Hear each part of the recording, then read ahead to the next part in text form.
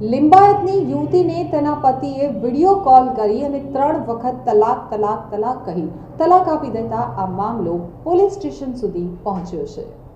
લિંબાયતના આઝાદ ચોકમાં રહેતી 26 વર્ષીય તબસ્સુમના રાજસ્થાનના ઝાલોર જિલ્લાના બાગરા ગામે રહેતા અને 4 સંતાનોના પિતા લાખો ખાન શકુર ખાન સાથે ફેબ્રુઆરી 21માં લગ્ન થયા હતા। આ યુવતીના પણ આ બીજા લગ્ન હતા। પહેલા લગ્ન થકી તેને પણ 2 સંતાનો હતા।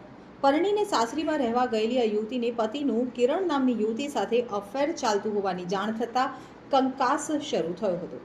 લગ્નના થોડાક જ મહિનામાં તે પરત પિયર સુરત આવી ગઈ હતી। તો છેલ્લા 4 વર્ષથી દંપતી વચ્ચે ચાલી રહેલી ટેલિફોનિક તકરાર વચ્ચે ગત 27મી ઓગસ્ટની સાંજે 5:30 વાગ્યાના અરસામાં લાખુ ખાને વિડીયો કોલ કર્યો હતો। કિરણને પોતાની સાથે સુરત લાવવાની જીદ વચ્ચે પત્નીને 3 વખત તલાક કહી દેતા યુવતી આઘાત પામી ગઈ હતી।